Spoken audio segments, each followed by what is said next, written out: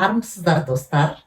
Сегодня мы с вами получим ответ на вопрос, когда используем глагол did в форме did. При совершении других действий, кроме говорить, глагол did используется в форме did.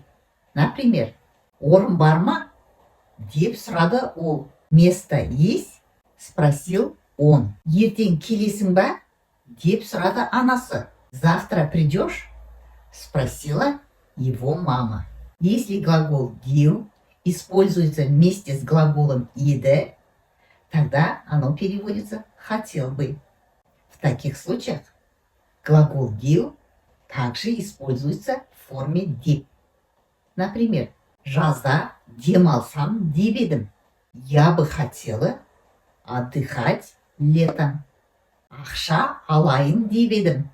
Я бы хотела получить деньги. Не сұрайын деп едіңіз. Что хотели бы спросить? Бывают моменты, когда мы хотим показать свое или чье-то намерение. В таких случаях тоже используется глагол did вместе с вспомогательными глаголами отыр, тұр, жүр, жатыр.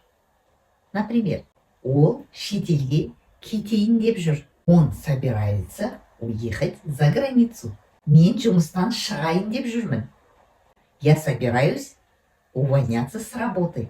Дүкен ашайын деп жүрсің ба? Ты собираешься открыть магазин? На этом мы сегодняшний урок завершаем. А в следующий раз у нас будут еще другие интересные темы. Поэтому не пропускайте уроки, подписывайтесь на канал. Келесі кездескенше.